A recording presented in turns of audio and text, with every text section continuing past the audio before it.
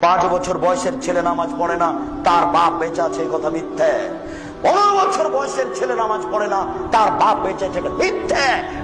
পুরুষকে অযোগ্যকে পুরুষকে অযোগ্যকে আমি আব্দুর রাজ্জাক ভাই বলতে চাই না।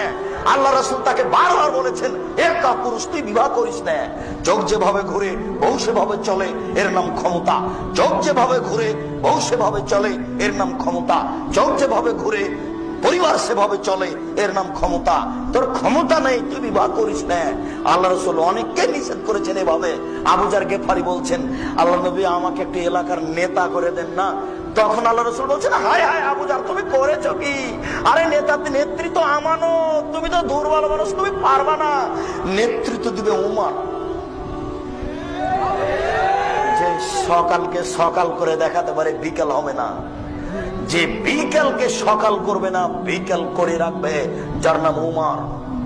যার কথা শুনলে বনের পশু কাঁপে, যার নামটা মনে নিলে মানুষের অন্তর কাঁপে বলে ইতিহাস বলে। এই লোক নেতৃত্ব দিবে। আবু জার, তুমি কেন? আল্লাহ রাসূল বলছেন, এ কাপুরুষ, তুই কেন বিবাহ করবি? তুই যে বউ কন্ট্রোল করতে পারবি না, ছেলে মেয়ে কন্ট্রোল করতে পারবি না, তুই রোজা থাক। রোজা থেকে থেকে থেকে যৌবনকে ধ্বংস কর। যার ক্ষমতা আছে সে যেন বিবাহ করে। বলো যুবক,